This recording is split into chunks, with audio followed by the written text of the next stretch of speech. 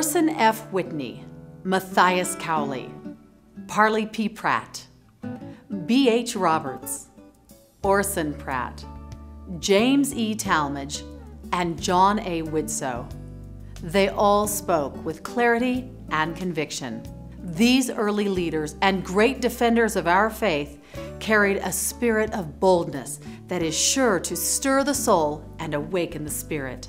Their messages were firm, doctrinally grounded, and spiritually rich, written to sustain and support our faith in these turbulent times.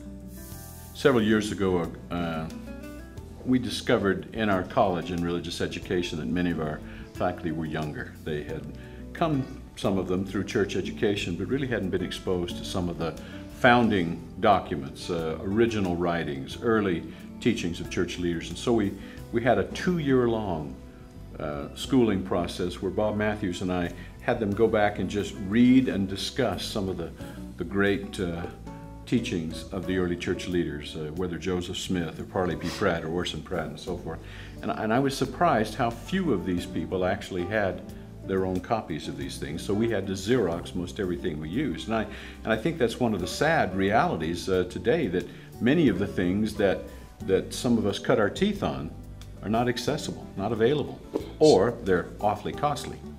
See, so what's true of the faculty is true of the rising generation. Yep. All right? Yep.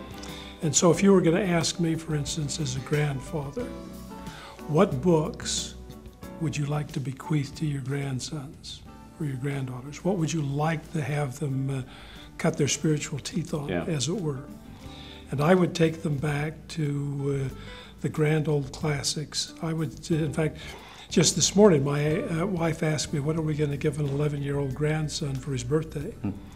And my first suggestion was The Life of Joseph Smith by George Buchanan. Yeah. Now, why? Because there's a spirit in that book that you catch and you feel that you don't get from modern scholarship. Well, you know, in fact, I'm thinking, and Andy, you can appreciate this, that when I went back recently and reread The Voice of Warning by Parley P. Pratt, that showed me the boldness of those early missionaries. And I thought, here they are, just a little group, and their proclamation is so certain and so positive and so affirmative, a warning to the world.